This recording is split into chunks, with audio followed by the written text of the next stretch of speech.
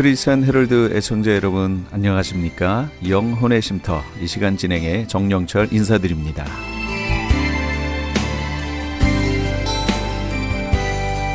크리스천 헤럴드는 신문을 시작으로 라디오, 이제는 공중파 채널인 18.88을 통해 텔레비전으로도 함께 하실 수 있습니다.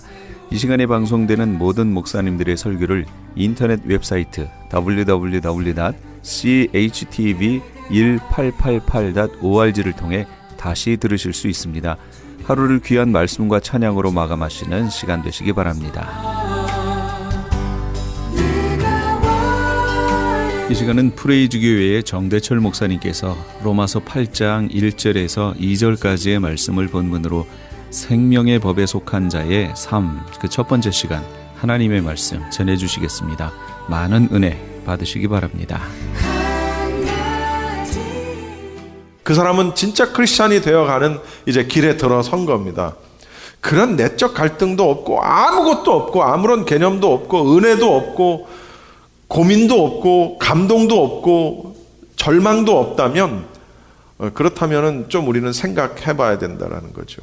물론 이제 큰 은혜를 받고 어떤 경지에 다다랐기 때문에 그렇다면 그건 또 상황이 다른 거지만 그렇지도 않은데 만약에 갈등이 없다 그러면 그것은 나를 한번 잘 돌아봐야 할 필요가 있다라는 거죠. 그런 말씀을 했고요. 그래서 오늘은 8장으로 들어가는데 8장 1, 2절은 그러한 7장의 말씀, 율법에 대한 역할과 또 그리스도인이 겪게 되는 내적인 갈등에 대한 결론임과 동시에 1장에서부터 7장 전체의 결론이기도 합니다. 이 오늘 8장 전체의 본문은요. 그 가운데 오늘 1절, 2절은 굉장히 중요한, 어떻게 보면 다른 건 다 몰라도 돼요. 1절, 2절만 알아도 될 정도로 굉장히 중요한 본문입니다. 우리 1절 말씀을 한번 다시 좀 읽어보겠습니다. 앞에 보시고요. 시작. 그러므로 이제 그리스도 예수 안에 있는 자에게는 결코 정죄함이 없나니. 저를 보세요. 그러므로 이제라는 거. 요거는 로마서에서 참 자주 등장합니다. 우리 사도 바울이 굉장히 자주 쓰는 그런 표현입니다. 이 얘기는 무슨 얘기입니까? 그러므로 이제 바울이 지금까지 얘기한 것과 정반대되는 사실을 이제 이야기하려고 할 때 주로 사용했던 거죠. 그러므로 이제 그리스도 안에서 하나님으로 말미암는 칭의와 성화에 대해서 말해왔던 7장까지 전체 본문을 지금 가지고 있는 겁니다. 그러므로 이제 어떻게 한다고요? 그리스도 예수 안에 있는 자에게는 누굽니까? 예수님을 믿는 자겠죠. 그걸 우리 두 글자로 뭐라고 그래요? 성도라고 하는 겁니다. 여러분, 교인과 성도는 달라요. 교인은 just church member. 교회 다니면 다 교인인 거예요. 그러나 성도는 달라요. 성도는 교인이기도 하지만 또 다른 의미가 있어요. 성도는 그리스도인입니다. 그러니까 내가 교인이냐 성도냐 고민해 봐야 할 필요가 있다는 거죠. 다시 말하면 이 그리스도 예수 안에 있는 자에게는 이라는 이 구절을 천주교와 기독교가 이 개신교가 함께 공동으로 번역한 성경에는 뭐라고 번역을 해놨냐면 그리스도 예수와 함께 사는 사람들은 이렇게 번역을 해놨어. 이게 훨씬 더 우리 가슴에 와 닿는 것 같아. 그리스도 예수 안에 있는 자에게는 이건 굉장히 추상적인 개념이지만 그리스도 예수와 함께 사는 사람들은 이건 훨씬 이해하기가 쉽죠. 연합을 강조하는 겁니다. 누구와? 나와 그리스도와. 내가 그리스도 안에 함께 in Christ 함께 연합, 합일, 일체. 그러니까 한마디로 성도라는 것은 모름지기 그리스도 안에, 예수 그리스도 안에 살아야 된다는 거죠. 그리고 그 모본을 따라서 살아야 되고 그분과 함께 하는 것입니다. 연합하는 것입니다. 내가 그리스도와 함께 죽었다. 함께 죽었대요. 내가 언제 죽었어? 그리스도만 죽었지. 나는 안 죽었잖아요. 그런데 내가 함께 죽었대요. 왜? 하나니까.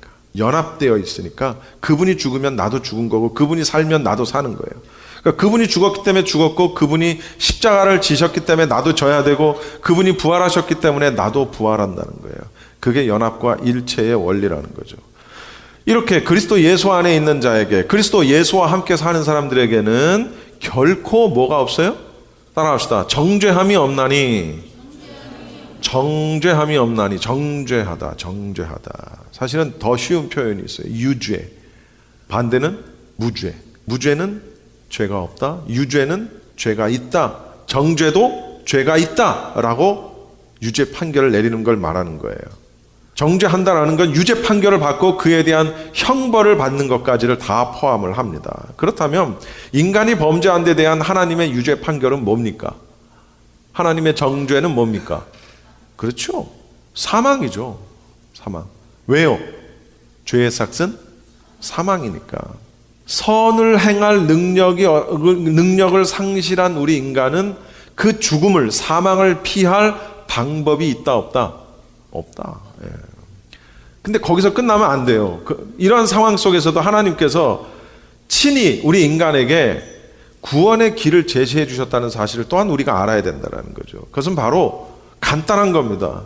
누구든지 예수 그리스도를 믿기만 하면 죄사함을 받고 구원함을 받는다는 거예요. 굉장히 쉽죠. 누구든지 예수 그리스도를 믿기만 하면, 그분의 십자가의 대속을 믿기만 하면 죄사함을 받고 사망에서 생명으로 옮기었다는 거예요. 그런데 웃기는 거는요, 신앙생활 하면 할수록 참 어렵다는 걸 우리는 알게 됩니다. 아니, 믿기만 하면 된다며. 믿기만 하면 된다면서 왜 자꾸 다른 얘기를 또 하냐고. 뭘 이거 해라 저거 해라. 아니, 믿기만 하면 된다며. 믿었으니까, 구원받았으니까 그냥 나는 그대로 살아야지. 나는 믿었잖아. 그래서 믿는 것과 삶과, 믿는 것과 행위와의 관계의 어떤 중요성이 그래서 중요한 거예요. 나는 믿었다. 네.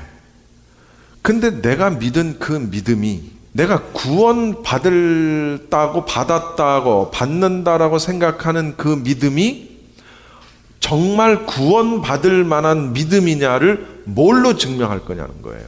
뭘로 증명하시겠습니까? 그게 바로 행위라는 거예요. 행위. 그게 바로, 그럼 행위는 뭐 어디서 해요? 죽어서 해요? 아니죠. 사는 동안에 어떻게 살았느냐, 삶에 대한 부분으로 너의 믿음을, 구원받을 만한 믿음인지 아닌지를 보시겠다는 거예요. 그러니까 그 관계를 우리가 잘 알아야 돼요. 구원받는 데 있어서 행위는 필요하지 않아요. 인과관계가 우선순위가 다른 겁니다. 앞과 뒤가 달라요. 그러니까 우리가 구원받기 위해서 우리의 행위가 포함되지 않아요. 구원받기 위한 우리의 삶의 노력이 필요하지 않아요. 네. 다 요만큼도 필요하지 않아요. 0.00001%도 우리의 노력은 필요하지 않아요. 물에 떠내려가면서 손을 들었다고 해서 손을 든 것이 우리의 노력이라고 말할 수 없어요. 어떠한 행위도, 어떠한 노력도, 어떠한 섬김과 어떠한 봉사와 어떠한 행위도 우리가 구원 얻는 데 있어서 필요 충분 조건이 되지 않는다는 사실입니다. 오직 믿음으로만 구원을 받아요. 그러나 오직 믿음으로만 구원을 받는 그 믿음이 구원받을 만한 믿음이냐를 뭘로 볼 것이냐? 행위로 본다는 거예요. 그 얘기는 곧 진짜로 구원받을 만한 믿음을 가진 사람은 어떻게 한다?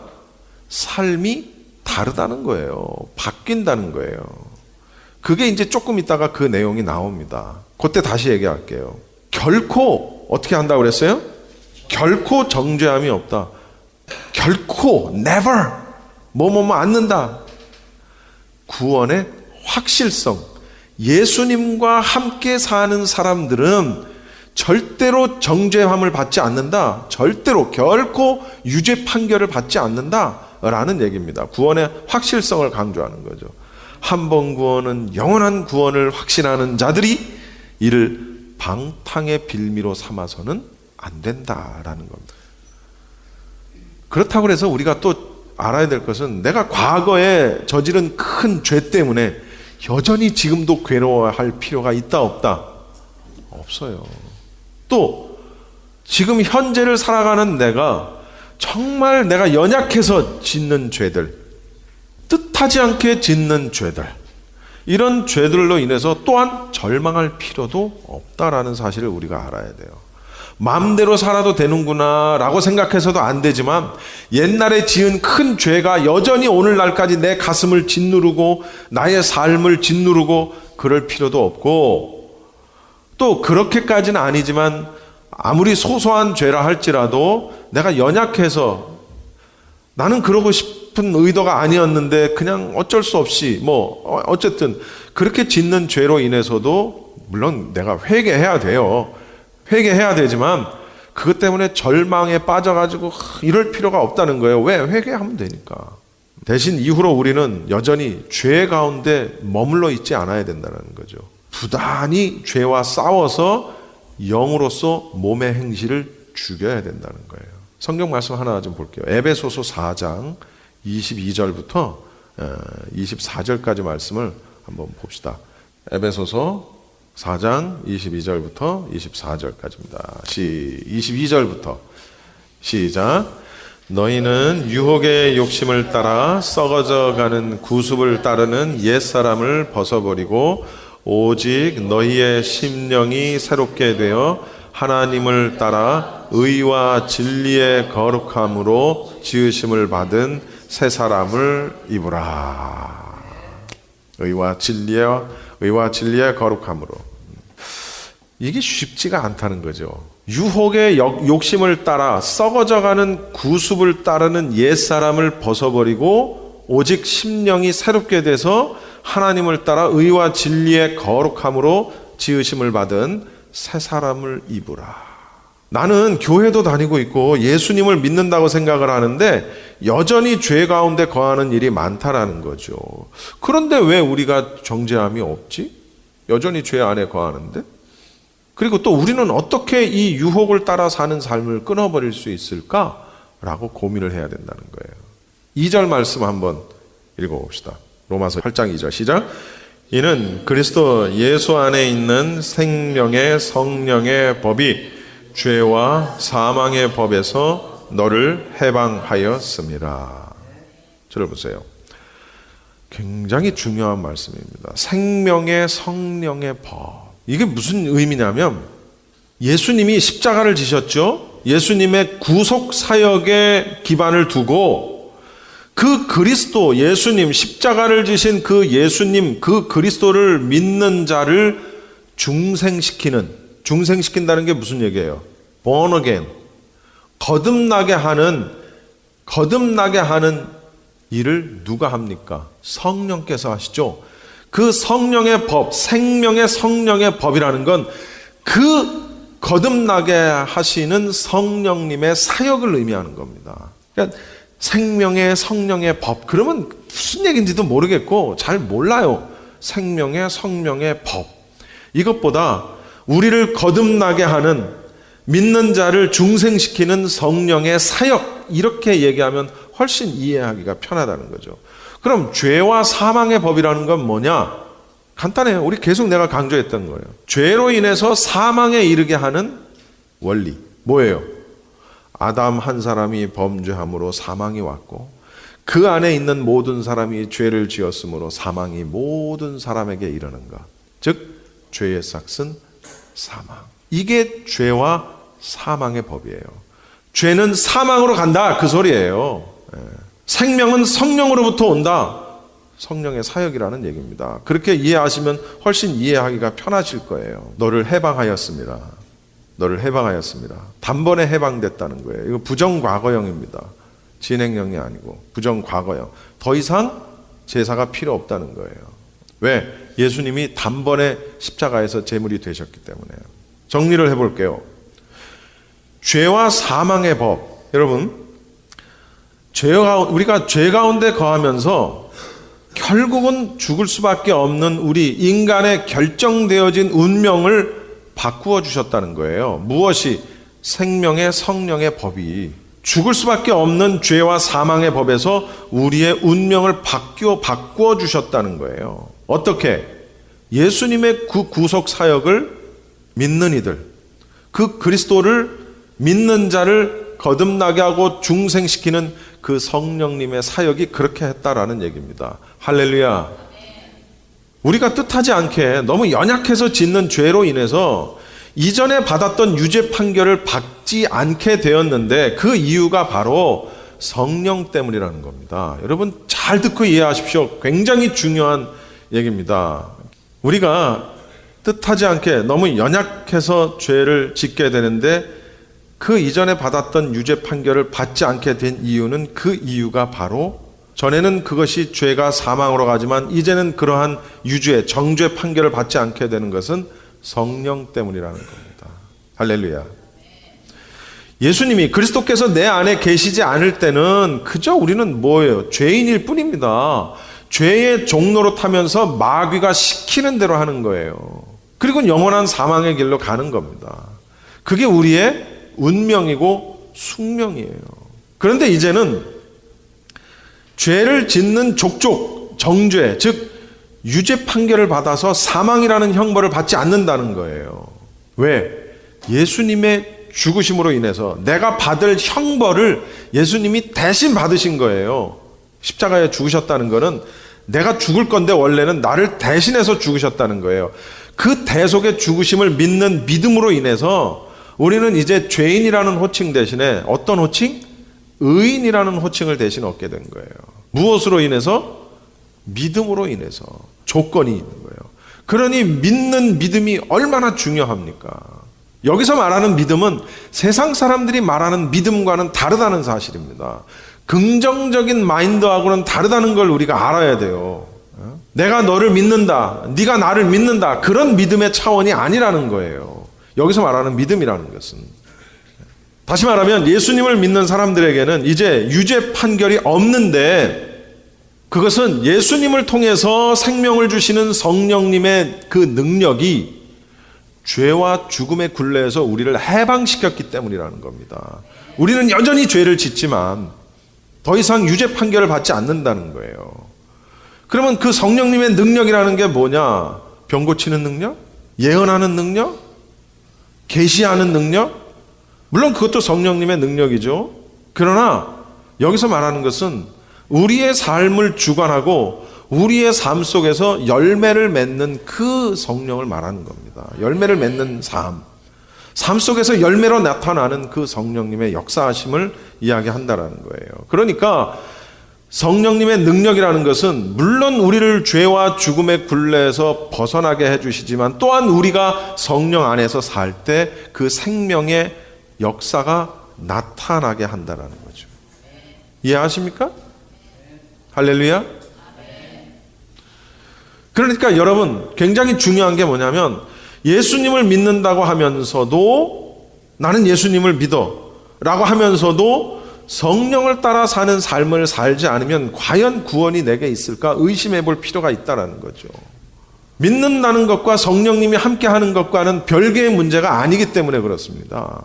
한 번 구원은 영원한 구원이기 때문에 예수님을 믿고 의롭다 칭함을 받고 나면 어떠한 죄를 지어도 정죄함이 없다라고 말할 수 없다라는 거예요. 굉장히 중요한 겁니다. 우리가 예수 그리스도 안에서 정죄함을 받지 않는 이유는 한마디로 얘기해서 성령님이 내 안에 계시고 그 성령님이 주관하시는 삶을 내가 살고 있기 때문이라는 거예요. 할렐루야.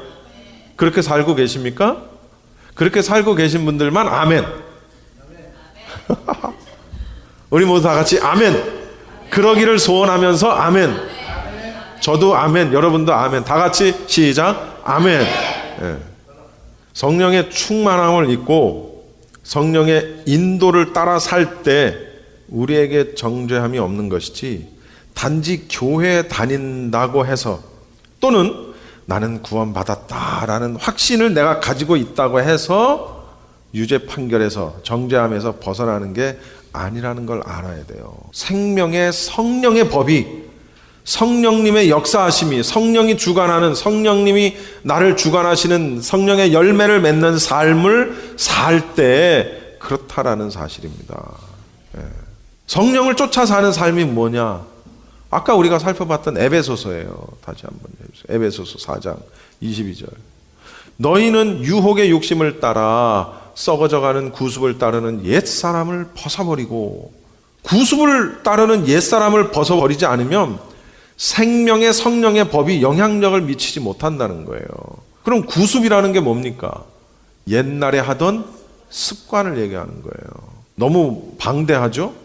옛날에 하던 습관이라는 거는 육체적인 것에서부터 시작해가지고 생각으로, 정신으로 추구하던 모든 가치, 행동으로 하던 것을 포함을 당연히 해서 좋지 않다라고 여겨지는 도덕적, 윤리적, 신앙적 여러 가지 그런 어떤 행위들을 예전에는 했지만 지금은 안 해야 된다라는 거예요.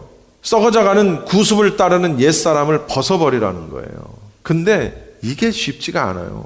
왜? 여러분 중독됐다라는 말 아시잖아요. 우리 이제 세상 사람들은 그걸 중독이라고 얘기합니다. 마약을 끊는 게 쉬운 줄 아십니까? 술 끊는 게 쉬운 줄 아세요? 여러분 은혜 받았다고 술 끊을 것 같습니까? 알코올 중독에서 벗어날 것 같아요? 예수 믿고 성령 받고 은혜 받았다고 마약에서 벗어날 수 있을 것 같아요? 도박에서 벗어날 수 있을 것 같아요? 천만의 말씀. 절대로 쉽지 않습니다. 그걸 세상 사람들은 뭐라고 얘기하냐면 중독이라고 얘기하는 거예요. 중독. 중독에서 벗어나는 건 정말 어렵습니다. 그걸 우리는 썩어져갈 유혹의 욕심을 따라 썩어져가는 구습을 따르는 옛사람이라고 하는 거예요. 많아요. 저도 있고요. 여러분도 뭐 있을 거예요. 분명히. 나는 어떤 구습을 갖고 있는가? 내가 버려야 할 옛사람에 가지고 있었던 구습이 무엇인가를 생각해야 돼요. 그리고 그걸 버리는 연습을 해야 돼요. 근데요, 제가 지난 시간에 얘기했죠. 의지박약. 안 돼요. 그건 안 되는 거예요. 의지로 해서는 안 되는 거예요. 여러분 의지로 중독에서 벗어날 수 있을 것 같아요? 그럴 수 있는 사람도 있죠. 물론. 그런데 쉽지 않아요. 이 알코올 중독, 마약 중독은요. 100% 벗어났다고 절대로 얘기할 수 없어요. 왜? 거기서 벗어나서 1년, 10년 내가 그거 안 하다가도 그거 할 수 있는 상황이 돼서 그거 하게 되면 금방 그리로 갑니다. 절대로 벗어났다고 말할 수 없어요. 예. 구습을 쫓는 옛사람을 벗어버리는 게 쉬운 게 아니에요. 돈만 쫓아가던 옛사람을 벗어버리는 게 쉬운 게 아니에요. 어떤 사람은 예수 믿기 전에 책을 굉장히 많이 읽던 사람이 있습니다. 별 책을 다 읽어요. 보면 세상적으로는 좋은 책인데 내가 볼 땐 절대로 비성경적인 책입니다. 그러나 내가 그에게 그것이 비성경적이라는 것을 말할 수가 없어요. 왜? 말해봐야 의미가 없지. 성경적인 걸 모르니까 그 사람이. 나중에 예수 믿고 그리고 은혜도 받고 했어요. 그랬는데 여전히 그런 책을 읽고 있어요. 여전히. 그런 책을 안 읽어야 되는데 여전히 읽고 있어요. 왠지 아십니까? 성경책을 안 읽거든. 성경책을 읽지 않고 성경에서 말하는 게 뭔지 모르니까 자기가 읽고 있는 게 잘못됐다는 걸 모르는 거야. 말씀 공부를 안 하니까. 나는 제목만 봐도 이게 뭐다. 아, 이건 뭐 잘못됐구나. 항상 어떤 책이든 여기 보면 앞부분에 여기 보면 요약해서 머릿말 뭐 이런 게 있어요. 그것만 읽어봐도 이게 아, 이건 아니다. 금방 알 수 있습니다. 책 다 안 읽어봐도 돼요. 목차만 읽어봐도 얼추 내용이 다 나와요. 사실은. 근데 막 희한한 말도 어려운 막 그런 책은 내가 지나가다가 이렇게 보면 막 그런 걸 읽고 있어요. 그러면 참 답답하다. 내가 하고 있는 구습이 이게 성경적인가 성경적이지 않은가 말씀을 통해 판단을 해야 되고 또 그것이 말씀을 통해 판단이 잘 서지 않을 때가 있어요. 담배 피지 마라. 담배 피지 말라는 게 성경에 어디 있어? 이렇게 따지면 대책이 없는 거예요. 그런데 그건 일예지만 그거 외에 수없이 많은 우리의 삶 속에서 우리를 넘어뜨리게 하는 유혹하게 하는 그런 것들 중에는요. 성경에 없는 게 더 많아요. 그럼 성경에서 하지 말라고 하면 안 하고 성경에서 내용이 없으면 해도 되나요? 아니에요. 그것도 볼 수 있는 방법이 있어요. 전통과 관습과 말씀과 성경적인 조명과 그런 나중에 언젠가 한번 그런 설교도 할게요. 그 성령님의 성경의 말씀의 조명을 통해서 아 이건 하면 안 되는 거구나. 아 이건 괜찮은 거구나. 알 수가 있다고요.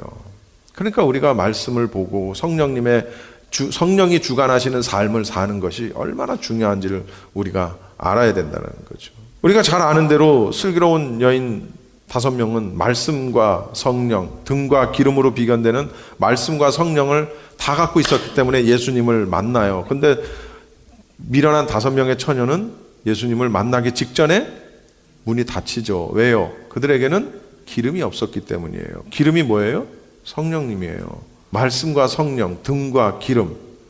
그럼 이게 왜 중요할까? 다른 것도 많은데 봉사도 있고 섬김도 있고 헌금도 있고 많은데 왜 굳이 말씀과 성령만 가지고 왜 자꾸 따지는 것일까? 왠지 아십니까? 말씀대로 살아야 돼요. 그렇죠? 말씀대로 살지 않는 걸 우린 뭐라 그래요? 불순종이라고 그러는 거예요. 말씀대로 살아야 되는데 말씀대로 살려면 뭐가 필요해요? 성령님이 필요한 거예요. 그걸로 보시겠다는 거예요. 네가 말씀대로 살았느냐? 다시 말하면 네가 네 믿음대로 살았느냐? 뭘로? 성령님이 계셔야 그렇게 살 수 있다는 거예요. 그러니까 성령님이 계시지 않으면 말씀대로 살 수 없기 때문에 등만 가지고서는 등만 있으면 뭐해? 그 등을 계속 등을 비출 수 있는 기름이 없는데 기름이 있어야지. 기름이 그래야 등이 꺼지지가 않지. 성령님이 계셔야 내가 신앙생활을 계속하죠. 예? 우리가 신앙생활을 죽을 때까지 계속 지속해 나갈 수 있으려면 성령님이 내 안에 계셔야 돼요. 그건 어떤 인맥과 내 의지로 되는 것이 아닙니다. 또 설령 그런다 할지라도 그건 의미가 없어요. 구원받을 만한 믿음이 아니라는 거죠. 굉장히 중요한 말씀입니다. 주님 재림 때 우리에게 요구하시는 것이 바로 말씀과 성령이라는 거죠.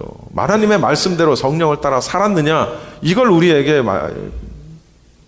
보시겠다는 거예요. 그럼 성령을 따라 살려면 어떻게 해야 되느냐? 성령님이 내 안에 계셔야 된다는 거죠. 내 안에 성령님이 계셔야 내가 성령님의 인도하심을 따라 살죠. 그래서 성령을 소멸치 말라는 거예요. 성령을 없어버리지 말라는 거예요. 왜? 그 성령님이 마지막에 나를 위해 증언하신다는 거예요. 그래서 성령을 소멸하지 말라는 것이고 등과 기름, 말씀과 성령이 우리의 삶에서 필요하다는 거예요. 신앙생활을 잘한다라는 것은 굉장히 많은 것을 의미하고 있지만, 많은 것을 포함하고 있지만, 가장 중요한 것은 내가 하나님의 말씀대로 사느냐, 하나님의 말씀대로 살기 위해서는 성령님이 내 안에 계시느냐, 성령을 따라 사는 삶, 성령을 쫓아 사는 삶이 아니면 죄와 사망의 법에서 나를 해방시킬 수가 없다는 거예요. 여전히 나는 죄로 인해서 사망의 길로 갈 수밖에 없다는 거예요. 단지 교회만 나온다 그래서, 단지 내가 믿음의 확신만 있다 그래서 되는 문제가 아니라는 거예요. 제가 듣자 하니 우리 교회에서 흡연을 하는 분 가운데 두 분이 금연을 선포를 하시고 금연을 하고 계신다고 그러는데 참 반가운 얘기입니다. 저는 잘 압니다. 그것이 얼마나 어려운 일인지. 저는 지금도 라면 먹고 나면 옛날에 담배 연기가 목구멍을 타고 넘어가던 그 느낌이 아직도 있어요. 제가 담배 끊은 지 20년이 됐는데도 그 느낌이 너무너무 좋아. 그래서 식구 불연초는 사후 지옥이요 3초 즉사라. 밥 먹고 담배 피지 않으면 3초 만에 죽고 3초 만에 죽으면 지옥 간다, 그거야. 그건 이해하셨어요? 식구 불연초는 3초 지옥이요 사후 지옥이요 3초, 아니 또 까먹었다. 3초 즉사라. 그만큼 그게 어렵다는 걸 나는 알아요. 예. 그럼 뭐 담배 피다고 뭐 천국 못 가나요? 그런 건 아니겠지만, 그러나 제가 지금 한 예를 들어서 그런 거지, 그거 말고도 그것보다도 더 나쁜 게 더 많잖아요. 그건 나쁜 것조차도 아니야. 사실은 그거는 축에 끼지도 못해. 포인트는 내가 믿는 믿음대로 말씀대로 내가 사느냐. 구습을 꺾어버리고, 여기서 아까 에베소서에서 뭐라고 나왔어요? 에베소서에서 의와 진리의 거룩함으로 지으심을 받은 새 사람을 입으래요. 옛 사람을 벗어버리고 새 사람을 입으래요. 옛 사람은 죄인이고 새 사람은 죄에서 해방된 의인의 삶이란 말이죠. 그 옛 사람을 벗어버리려면 성령님이 필요해요. 새 사람으로 살려면 성령님이 필요해요. 내 의지로 되는 게 아니에요. 왜 이렇게 나는 의지가 없노? 이런 얘기 하지 마세요. 의지로 하면 안 돼요. 네, 정말로 안 되는 거예요. 저는요, 가끔은 옛날엔 더, 지금은 조금만, 몇백 명, 몇천 명 성도들이 모인 곳에서 설교하는 꿈을 꾼 적이 있습니다. 재밌을 것 같아. 설교 30명 앉혀놓고 하는 것보다 300명, 300명보다는 3,000명, 3,000명보다는 3만 명. 재밌을 것 같아. 절로 힘이 더 날 것 같아. 그런데요, 제가 갈수록 어떤 것을 깨닫냐면, 진정한 부흥은 머리 숫자가 늘어나는 것이 아니라 삶이 변화되는 성도들의 숫자가 늘어나는 게 진짜 부흥이다라는 거죠. 여기를 꽉 채우는 게 부흥이 아니라, 비록 30명 남짓한 성도들이 모여 앉아있지만 그들의 삶이 하나하나 변하고 옛사람이 벗어지고 새 사람으로 입어지는 그러한 삶의 변화와 내면의 변화와 이런 것들이 그들의 삶 속에서 있어지는 거, 1명, 2명, 3명, 4명, 점점 하나님은 목회자에게 잘했다 칭찬하실 때, 야, 너는 3만 명 데리고 목회하느라 진짜 힘들었다, 그렇게 칭찬하시는 게 아니라, 야, 너는 30명을 데리고 목회를 했는데 30명이 다 천국에 왔네, 넌 정말 잘했다. 이게 진짜라는 거죠. 이런 꿈을 꿔본다는 거죠. 그게 진짜 부흥이라는 사실입니다. 할렐루야.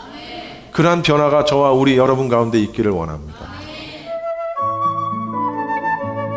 지금까지 LA 한인타운에 있는 프레이즈 교회의 시간이었습니다. 프레이즈 교회에서는 현재 요한계시록 2차 강해가 10월 말까지 진행 중에 있습니다. 시간은 매주 주일 오후 2시와 매주 금요일 오후 7시입니다. 요한계시록 강해를 듣기 원하시는 성도님들은 2668 웨스트 피커 블루버드, 피커와 캔모어가 만나는 곳에 있는 프레이즈 교회로 오시거나 전화 213-700-9833 213-700-9833번으로 문의하시기 바랍니다. 아니, 당신 미장원 다녀왔어? 헤어스타일이 확 바뀌었네. 응, 홈쇼핑월드 차홍 고데기로 마술을 부렸지. 홈쇼핑월드 차홍 고데기. 차홍 허니앤비 샴푸로 머리 감으면서 차홍 헤어두피 마사지를 쓰면 머릿결이 너무너무 부드러워지고 한 움큼씩 빠지던 머리카락도 눈에 띄게 덜 빠져. 차홍 고데기 너무 좋아. 그럼 그 웨이브 머리도 당연하죠. 3, 4분이면 이렇게 풍성한 웨이브 머리를 만들 수 있다고요. 너무 이쁘다. 어디서 샀어? 홈쇼핑월드. 가격 만족, 품질 만족, 행복한 쇼핑. 팔가와 웨스턴 홈쇼핑 월드. 안녕하세요. 폴선입니다. 건강보험 회사들의 플랜이 해마다 바뀌는 것 아시죠? 10월 15일부터 12월 7일까지 새로운 보험에 가입하거나 변경하여 본인에게 적합한 플랜을 찾아야 합니다. 메디케어만 갖고 계신 분, 어드밴테이지 플랜을 갖고 계신 분은 무료 상담 받으세요. 수호천사보험 시니어 전문 보험 라이센스 에이전트 폴선 213-503-6897 213-503-6897. 상담은 주 7일 오전 8시부터 오후 8시까지 TTY 1800-735-2929.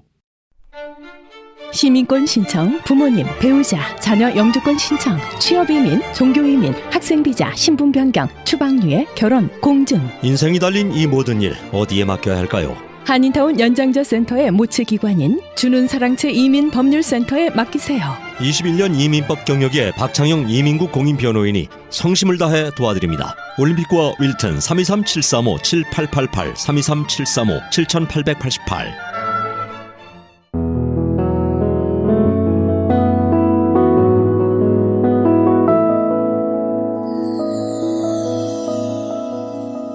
지금 여러분께서는 AM 1650과 인터넷을 통해 미 전역과 전 세계로 방송되는 크리스찬 헤럴드의 영혼의 쉼터 함께하고 계십니다. 방송 시간과 설교 편성표는 크리스찬 헤럴드 신문 주간 편성표나 홈페이지 chtv1888.org에서 확인하실 수 있습니다. 계속해서 코너스톤 교회 이종용 목사님께서 로마서 12장 1절에서 8절까지의 말씀을 본문으로 하나님이 기뻐하시는 이란 제목의 하나님의 말씀 전해주시겠습니다. 많은 은혜 받으시기 바랍니다. 하나님의 뜻 안에서 살아갈 때 우리는 참 만족을 누릴 수 있게 되어 있습니다. 그것이 인간입니다. 바로 하나님 뜻 안에서 살아가는 것을 거룩한 삶이라고 말하고 있습니다. 이것을 승리하는 삶이라고 성경은 가르쳐주고 있고요. 이것이 바로 하나님이 기뻐하시는 삶이라고 말씀하고 있습니다. 하나님이 기뻐하시는 것은 우리를 위해서입니다. 하나님이 기뻐하시는 것은 모든 것이 우리에게 축복이 되는 것입니다. 그렇다면 우리가 어떻게 하면 하나님이 기뻐하시는 삶을 우리가 살 수 있을까요? 분명 하나님이 기뻐하시는 삶은 나의 기쁨이고 나의 삶이 될 것입니다. 하나님께 영광 올려드리는 그 영광된 삶을 살면 나중에 보니까 그 영광이 내 영광이 되는 거죠. 성경은 그렇게 말씀하고 있어요. 네. 자, 1절을 보겠습니다. 그러므로 형제들아 내가 하나님의 모든 자비하심으로 너희를 권하노니 너희 몸을 하나님이 기뻐하시는 거룩한 산 제물로 드리라 그랬어요. 드리라고 성경은 말하고 있어요. 여러분들 드리는 거 아깝죠? 그러나 우리는 드리면서 살아요. 우리는 모든 걸 드립니다. 지금까지 우리는 세상에 내 모든 걸 드려버렸어요. 헛된 데 나의 모든 시간을 드렸고요. 헛된 삶에 여러 가지로 나를 스펜했어요. 우린 드리게 돼 있어요. 그런데 올바로 드려라 성경은 말하고 있어요. 나의 모든 삶을 주님께 드리라고 오늘 명령하고 있어요. 주님께 헌신하라고 오늘 명령하고 있어요. 이것이 하나님이 원하시는 우리의 자세입니다. 나의 모든 삶, 이것은 여러분들 나의 직장, 나의 사업체, 내가 다니고 있는 학교, 그리고 나의 가정, 나의 모든 삶을 하나님은 거룩한 산 제물로 드리기를, 헌신하기를, 순종하기를 지금 명령하고 계시는 것입니다.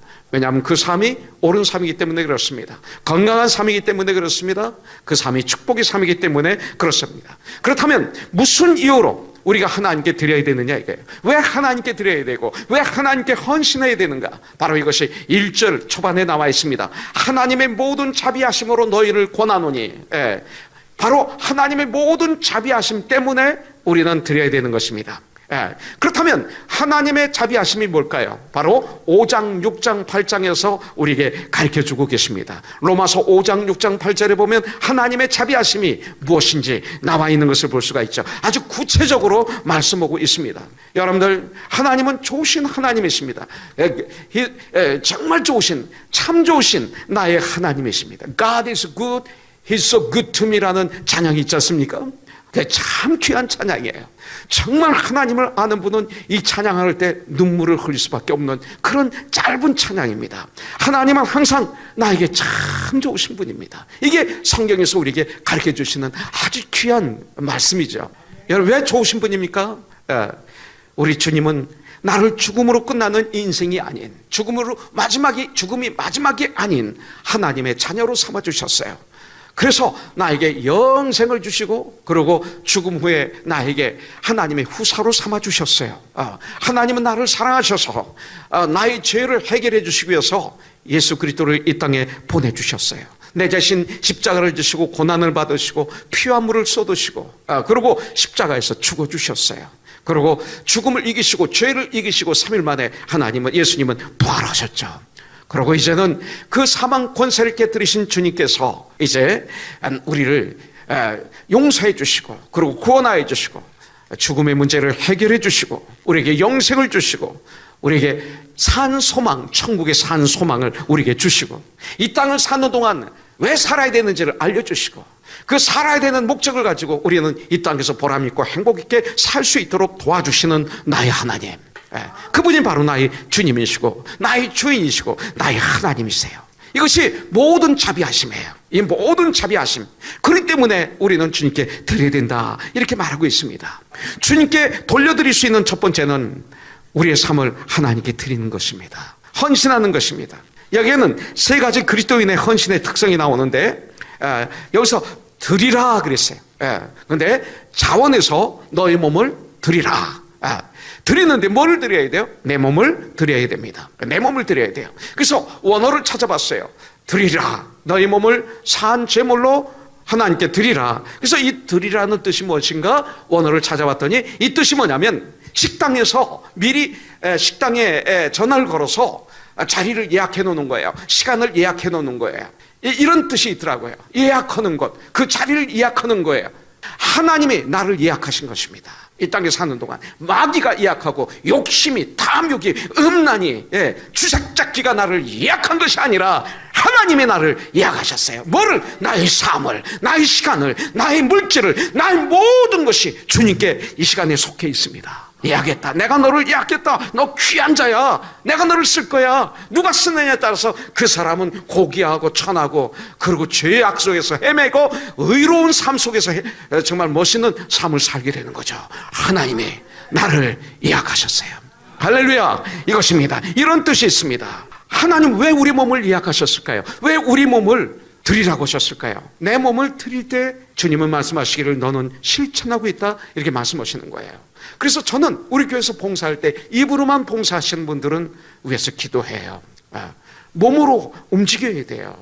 이게 예수님이 직접 그러셨잖아요. 직접 주님은 몸으로 움직이시면서 팔로미 하셨잖아요. 그러면서 말씀하셨잖아요. 이것이 제가 돼야 되고 목사가 돼야 되고 이것이 우리 교회 하나님의 사람들이 돼야 되는 거예요. 그래서 몸을 산제물을 드리라고 이게 성경은 말씀하고 있는 거죠. 그럼 기쁜 거예요. 보람이 있는 거예요. 동원 형제 하룻밤 지내고 좋았던 거예요. 참 좋았다고 이렇게 얘기를 하는 거예요.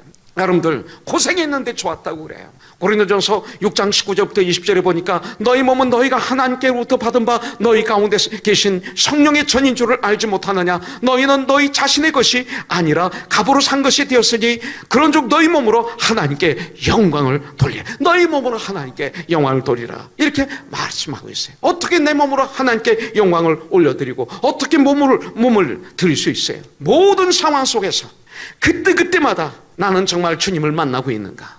나는 정말 주님을 바라보고 있는가? 이것이에요. 나의 몸은 이제 성전입니다. 나의 몸은 그리스도의 몸입니다. 나의 몸은 성령님이 거하시는 하나님의 전이거든요. 로마서 6장 13절에 보니까 여러분들 우리의 몸은 우리의 삶은 의의 무기가 될 수 있고 불의의 무기도 될 수 있어요. 여러분들의 몸을 정말 하나님이 그 의의 무기로 사용하고 계십니까? 불의의 무기로 사용하고 있습니까? 우리의 입술은 어떻습니까? 이 입술을 가지고 이 언어를 가지고 정말 의의 무기로 쓰고 있습니까? 불의의 무기로 사용하고 있습니까? 이 입술을 통해서 영혼을 살립니까? 죽입니까? 이 손이 어떤 손입니까? 연약한 사람들을 무력한 사람들을 잡아주고 일으켜주고 도와주는 손입니까? 그렇지 않으면 손을 벌리고 도와달라고 외치는 절규하는 사람의 손입니까? 이 발은 어떤 발입니까? 하나님이 가라시는 곳을 가고 있는 발입니까? 복음을 전하는 아름다운 발입니까?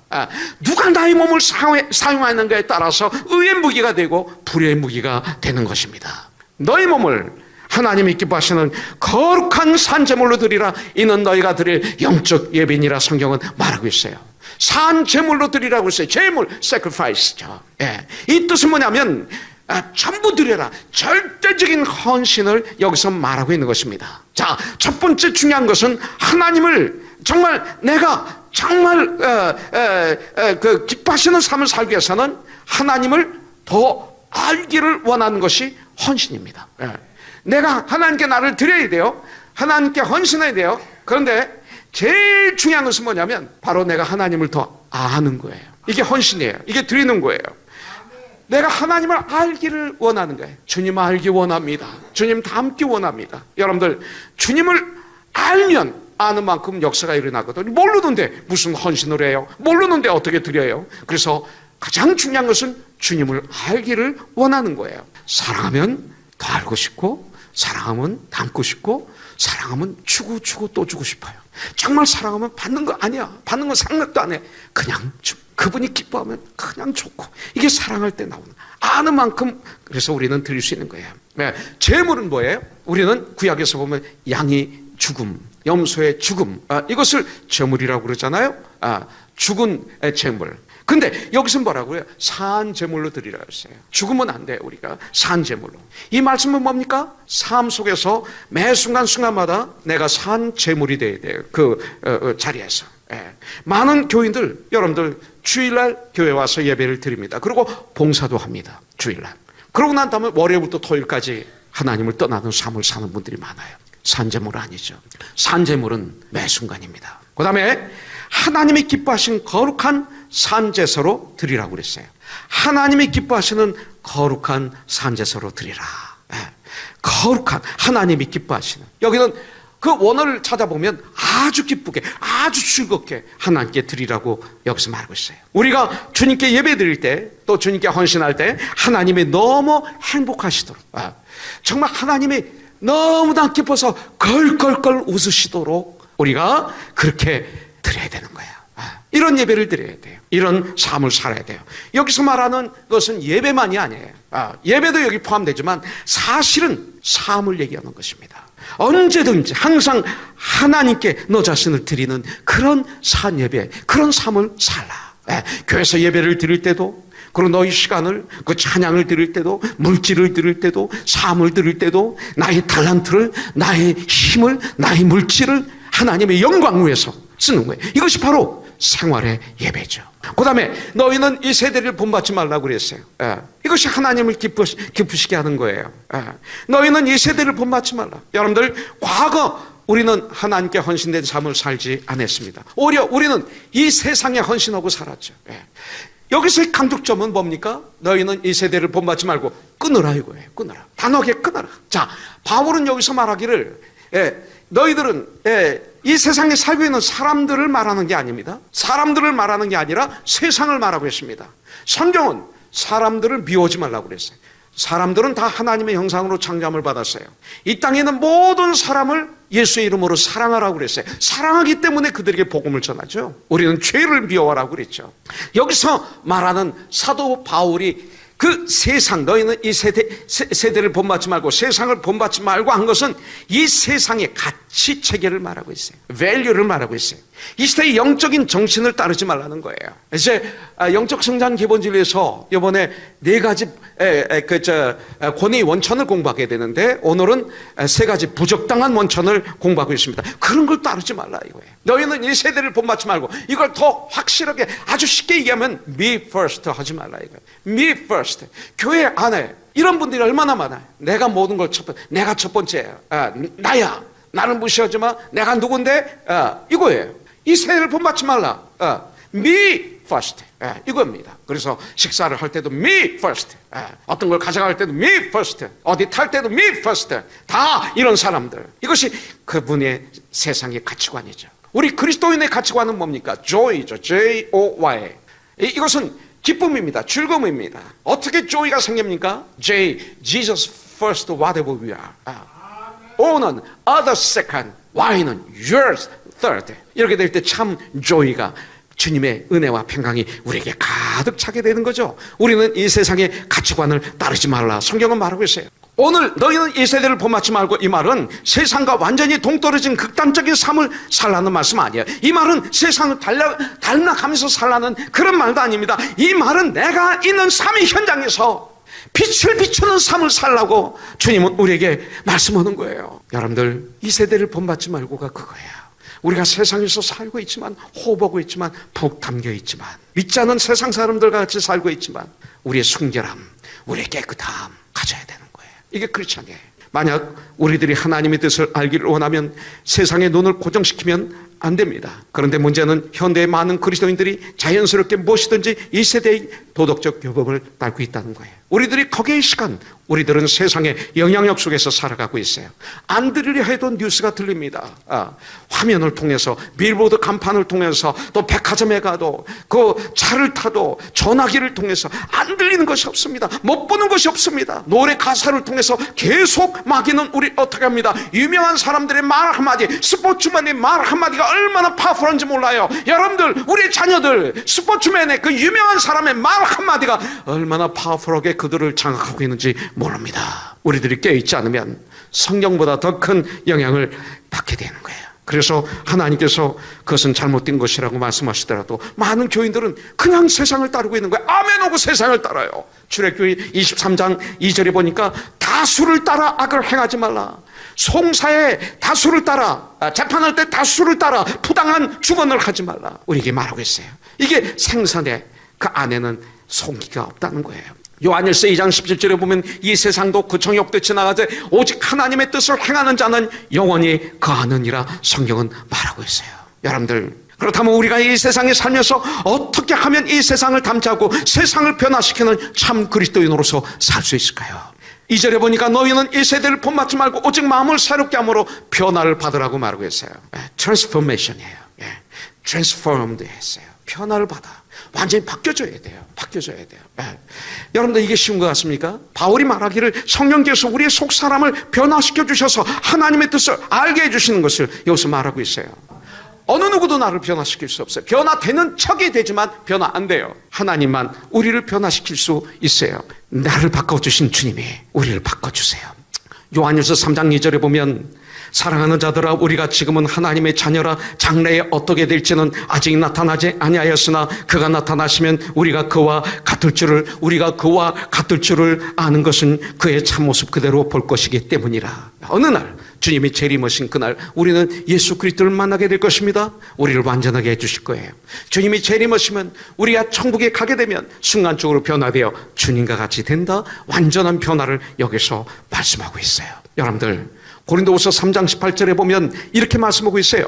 우리가 다 수건을 벗은 얼굴로 거울을 보는 것 같이 주의 영광을 보며 그와 같은 형상으로 변화하여 영광에서 영광에 이르니 곧 주의 영으로 말미암느니라. 이게 무엇입니까? 우리는 그리스도의 형상으로 변화되게 될 것이다. 잘하고 있다. 성장하고 있다. 지금도 날마다 조금씩 우리는 주님을 닮아가고 있어요. 알아가고 있어요. 이 말은 뭡니까? 모세가 시내산에서 십계명을 받고 내려왔을 때 얼굴이 하나님을 만나서 대면했기 때문에 얼굴이 너무나 태양같이 빛났어요. 근데 이것이 점점 사라지기 때문에 수건을 썼던 거예요. 나의 삶을 바꾸기를 원하면 내 마음을 하나님의 말씀으로 다시 프로그램화해야 돼요. 성령님의 도우심으로 하나님 말씀을 뜨겁게 묵상한 가운데. 그래서 여러분들 프로그램이 하나님 말씀으로 다시 프로그램화된 상태를 성령님의 도우심으로 사도행전 1장 8절에 오직 성령이 너희에게 임하시면 너희가 권능을 받아서 예루살렘과 온 유대와 사마리아와 땅까지 이르러 나의 증인이 되리라. 나의 삶이 예수님의 증인이 되는 거예요. 나의 언어가 예수님의 증인이 되는 거예요. 나의 표정이 예수님의 증인이 되는 거예요. 나의 직업이, 나의 사업이, 나의 학교에서의 삶이, 나의 가정에서의 삶이 내 아내로부터 예수님의 증인이라는 소리를 들어야 돼. 남편들은, 아내들은 남편으로부터 그 소리를 우리가 들어야 되는 거죠. 여러분들, 하나님의 뜻을 말씀을 통해서 발견할 수 있어요. 근데 성경에 보니까 2절에 뭐라고 그랬어요? 이제 마음을 새롭게 함으로 변화를 받아. 그러니까 성령 충만함을 받아. 권능을 받아. 이제 뭐를 알아야 돼요? 하나님의 뜻 세 가지가 나오죠. 너희는 이 세대를 본받지 말고 오직 마음을 새롭게 함으로 변화를 받아 하나님의 선하시고 기뻐하시고 온전한 뜻이 무엇인지 분별하도록 하라. He's good. 하나님이 선하시고 하나님의 계획은 선한 삶을 사는 거예요. 여러분들, 로마서 12장 9절에 보니까 사랑에는 거짓이 없나니 악을 미워하고 선에 속하라 한 다음에 선에 속한 삶에 대해서 쭉 설명하고 있어요. 그러나 가장 하나님의 선하신 뜻은 뭐예요? 예수님을 이 땅에 구원자로 보내주신 거예요. 이것입니다. 그 다음에 하나님이 기뻐하시고 pleasing, acceptable 이렇게 볼 수가 있어요. 하나님의 뜻이 내 삶의 중심에 계신다면 나는 분명 이 세상에서 줄 수 없는 진정한 기쁨으로 가득 찬 삶을 살게 될 것입니다. 주님이 가장 기뻐하실 때가 언제일까? 주님이 가장 언제 기뻐하실까? 한 영혼이 구원받을 때. 왜냐하면 예수님이 그것 때문에 이 땅에 오셨잖아요. 그것 때문에 이 땅에 오신 거예요. 그것 때문에 십자가를 지신 거예요. 그것 때문에 죽으셨어요. 그것 때문에 부활하셨어요. 하나님이 이것을 굉장히 기뻐하세요. 한 영혼을 구원할 때. 그래서 사랑하면 그의 예수님을 전해요. 온전하신 뜻, perfect will, complete 이렇게 말하고 있어요. 우리들은 하나님의 자녀들입니다. 우리는 천국의 군사들이에요. 은세 형제 군에 갔다 왔나요? 군인 머리가 길어요, 짧아요? 아주 짧아요. 왜냐하면 머리가 길으면 머리를 많이 다치잖아요. 상처를 치유할 수가 없어요. 그래서 짧게 자른 거예요. 특수 군인일수록 더 그래요. 해군은 머리가 길어요, 짧아요? 머리가 길어. 해군은 물에 빠지면 머리채 잡아요. 그래서 머리가 긴 거예요. 진짜 그런 거예요. 머리 길어요, 해군은. 그런데 육군은 머리가 짧아요. 잡아서 우리 크리스찬은 천국 군대예요. 무엇으로 무장해야 될까요? 뭐를 준비해야 돼요? 사랑으로, 섬김으로 옷을 입어야 돼요. 그런 삶을 통해서 마귀에게 틈을 주면 안 되고, 우리들을 통해서 구원의 역사가 일어나고 전도의 역사가 일어나고, 하나님의 우리들을 통해서 기뻐하시고 껄껄 웃으시고 행복해 하시고 영광 받으시는 이 멋있는 삶 되기를 주님의 이름으로 축복합니다. 지금까지 코너스톤 교회 이종용 목사님께서 귀한 하나님의 말씀 전해주셨습니다. 코너스톤 교회는 24,428 사우스 벌몬트 애비뉴 하버시티에 위치하고 있습니다. 이 시간 방송 들으시고 신앙상담 원하시는 분은 전화 310지역 530-4040 310지역 530-4040번으로 문의하시기 바랍니다.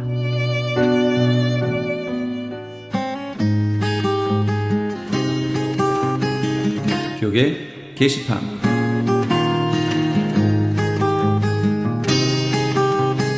주 예수사랑교회를 담임하고 계신 김준식 목사의 두 번째 책인 창세기 원역사의 비밀 출판기념회가 세계 아가페 선교교회 친교실에서 했습니다. 김준식 목사는 21세기의 세계 동향을 계시록의 시각으로 해석하는 요한계시록의 증언이라는 제목의 책을 펴신 바 있습니다. 이번 출판 기념회 일시는 10월 22일 토요일 오후 6시이며 장소는 세계 아가페 선교교회 신축 본당에 있는 친교실입니다. 저녁 식사가 준비되어 있으니 오셔서 축하해 주시고 만찬도 나누시기 바랍니다. 소망 소사이어티에서는 10월 22일 토요일에 죽음 준비에 관한 포럼을 개최합니다. 여러분 준비되셨습니까? 당하는 죽음에서 맞이하는 죽음으로라는 주제로 열리게 되는 이번 포럼은 4명의 각 분야 주제 강사들이 나와 마지막을 어떻게 준비해야 하는지를 실제로 의학적, 사회적, 심리학적 관점으로 다루게 됩니다. 죽음 준비를 위한 캠페인과 소망 교육 세미나는 그동안에도 계속 진행돼 왔었으나 각계의 전문가를 모시고 포럼을 여는 기회는 많지 않았습니다. 이번 소망 소사이어티의 소망 포럼은 10월 22일 토요일 오전 10시 30분부터 12시 30분까지 개최되며 장소는 얼바인 베델 한인교회입니다. 좀 더 자세한 사항은 전화 562-977-4580, 562 지역 977-4580으로 문의하시기 바랍니다. 2016년 미국의 회계, 부흥, 선거를 위한 다민족 연합기도회가 애나하임 컨벤션 센터에 서 있습니다. 점점 하나님과 말씀을 떠나고 있고 신앙의 자유도 위협받고 있는 미국을 새롭게 할 강력한 대부흥이 속히 일어나고 미국을 하나님 앞에 바로 세울 지도자들이 선출되도록 모두 함께 모여 이 땅 회복과 부흥을 위해 눈물로 간절히 구합시다. 일시는 10월 23일 주일 오후 5시에서 8시까지이며 장소는 디즈니랜드 옆에 있는 애나하임 컨벤션 센터입니다. 이번 기도 대회에 대한 좀 더 자세한 사항은 전화 714-615-9191, 714 지역 615-9191으로 문의하시기 바랍니다. LA 한인타운에 위치한 나성제일교회에서 중고등부를 사역할 EM 사역자를 청빙합니다.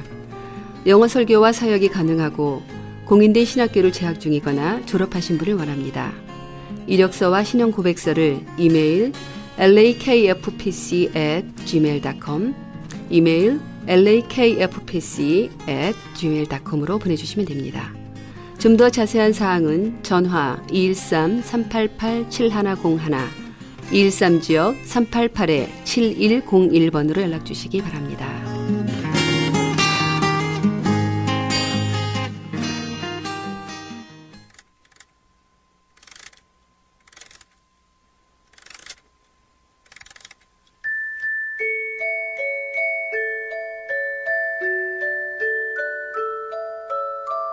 혀는 곧 불이요 불의의 세계라.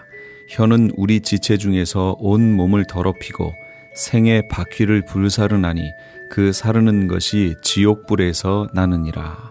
야고보서 3장 6절 말씀입니다.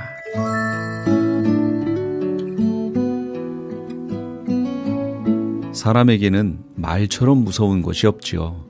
함부로 아무 의미 없이 허공을 헤맬 말은 하지 말아야 합니다.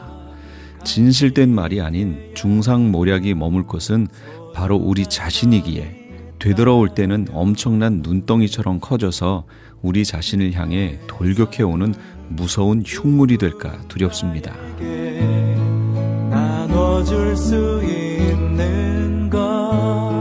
우리 입에서 나오는 말마다 부패를 막는 소금처럼, 맛을 내는 소금처럼, 어두움을 밝히는 빛처럼 이 세상의 소망과 따뜻함과 아름다움의 맛을 내는 말들이 나가기를 소망해 봅니다.